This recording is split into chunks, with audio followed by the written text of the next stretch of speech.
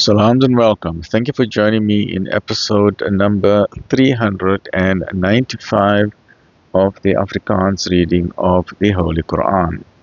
Ons is nou besig met die Heilige Quran by Imam M.A. Baker. A'udhu billahi minash shaitani rajim. Bismillahir Rahmanir Rahim. In the name of Allah, most gracious, most merciful. In die naam van Allah, die barmhartige, die genadige. Episode, excuse me. Episode number 395, hoofstuk nummer 34, Skeba. Excuse me, Surah 34, Surah Saba. Skeba, afdeling 1 van hoofstuk nummer 34. Die godsoordeel is seker. In die naam van Allah, die barmhartige, die genadige. Die lof kom Allah toe, aan wie alles behoort wat in die hemele en op die aarde is, en aan hom behoort die lof in die hiernamaals. En hy is die allerwyse, die allesbewuste. Hy weet wat alles die aarde binnegaan, en wat alles daaruit kom, en wat van die hemel afdaal, en wat daarnaartoe opstyg.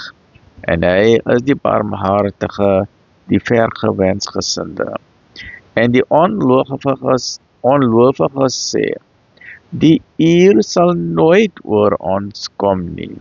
Sê, ja, by my Heer, die kennis dra van die onsigbare, dit sal beslis oor julle kom. Dit is 'n garantie, dit is sekerlik kom, né? Selfs die gewig van 'n greintjie in die hemele of op die aarde ontgaan hom nie, ook nie van iets kleiner of groter as dit nie, of dit staan in 'n duidelike boek, sodat hy diegene wat glo en goed doen, kan beloon. Vir hulle is daar vergifnis en 'n eervolle onderhoud. So once again, this is a reminder to various politicians, leaders, those in charge of other people, employers, whoever it is, no matter who you are. Remember that there is a day of judgment, and especially in politics, you cannot separate church from state. You cannot separate spirituality from the politics. Everything goes hand in hand, because even in parliament, God is there with you in parliament.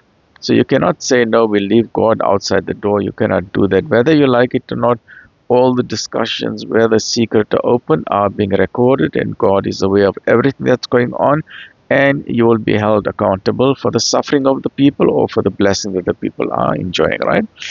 En hulle wat haarstrewe om ons tekens te bestry, vir hulle daar 'n pynlike straf van 'n slegte soort.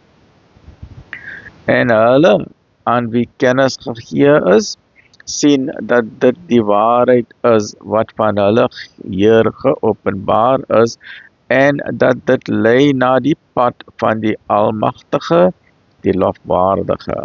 En die ongelowiges sê, sal ons julle na 'n man bring, wat julle sal vertel, dat wanneer julle deur bederf uitsteen sal val, julle weer opnuut geskape sal word? Het hy 'n leuen teen Allah versin, of is daar kranksinnigheid in hom? Nee, hulle wat nie in die hiernamaals glo nie, sal onder die straf lê, en is reeds ver afgedwaal. Waar is hulle afgedwaal? Van die regte pad, die Sirat al-Mustaqim. Onthou, die Heer is hier, die Here hier, God, die Heer, en ons moet nou teruggaan na hom toe. Hy het vir ons gestuur by die earth, by die aarde. Maar ons tydperk hier is baie klein, dan moet ons weer terug na hom gaan. En hierdie terugpad is genoem die Sirat al-Mustaqim, die straight path, né? En maar die duiwel wil ons nie hê dat ons terug na die plesier van ons Here gaan, en hy wil hê dat ons moet link gaan van afdwaal van die pad, né? En die ander mense, hulle gaan directly opposite God en hulle gaan hel toe, want hulle gaan saam met die devil hel toe, né? Sien hulle dan nie wat voor hulle en wat agter hulle lê van die hemel en die aarde nie? As dit ons behaag het, kon ons hulle